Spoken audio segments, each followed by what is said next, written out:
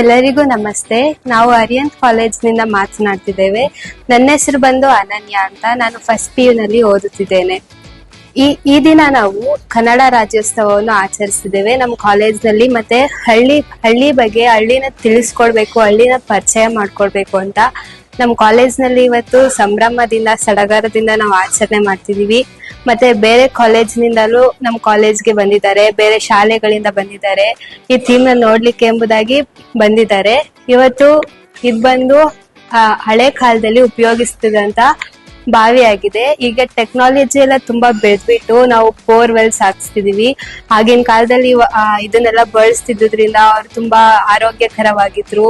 ಮತ್ತೆ ಅವ್ರು ತುಂಬಾ ವೆಲ್ತಿ ಆಗಿದ್ರು. ಅವ್ರ ಕೆಲ್ಸಗಳನ್ನ ಮಾಡ್ತಿದ್ರಿಂದ ಇದನ್ನ ಸೇದಿ ನೀರ್ ತೆಗಿತಿದ್ರಿಂದ ಅವ್ರಿಗೆ ತುಂಬಾ ಚೆನ್ನಾಗಿ ನೀರ್ ಸಿಕ್ತಿತ್ತು. ಮತ್ತೆ ಅವ್ರು ತುಂಬಾ ಚೆನ್ನಾಗಿ ಎಲ್ಲ ಉಪಯೋಗಿಸ್ಕೊಂತಿದ್ರು. ಇವಾಗ ಟೆಕ್ನಾಲಜಿ ಅಂತ ಬಂದ್ಬಿಟ್ಟು ನಾವು ತುಂಬಾ ಸೋಂಬೇರಿಗಳಾಗ್ಬಿಟ್ಟಿದೀವಿ.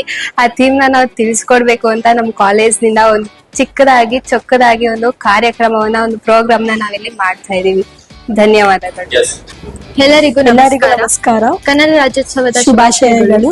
ನನ್ನ ಹೆಸರು ರಚಿತಾ. ನನ್ನ ಹೆಸರು ಪಲ್ಲವಿ. ನಾವು ಅರಿಯಂತ್ ಕಾಲೇಜಿಂದ ಮಾತಾಡುತ್ತಿದ್ದೇವೆ.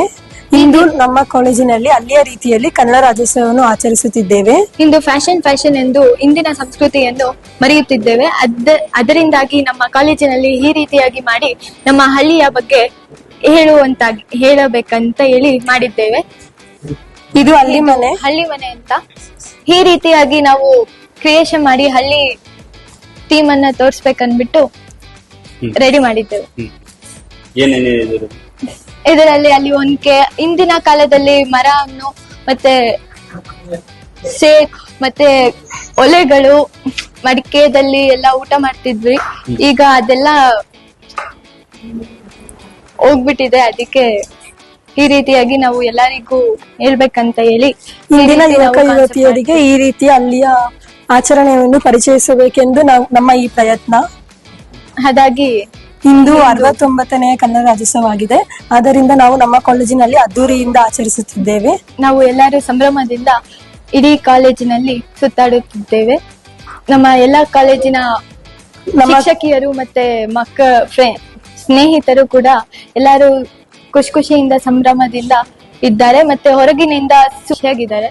ನಮ್ಮ ಕಾಲೇಜಿನ ಎತ್ತರ ಸ್ಥಾನದಲ್ಲಿ ತರಬೇಕೆಂದು ನನ್ನ ಅನಿಸಿಕೆ ಮತ್ತು ನಮ್ಮ ಕಾಲೇಜಿನ ಅನಿಸಿಕೆ. ವಂದನೆಗಳು.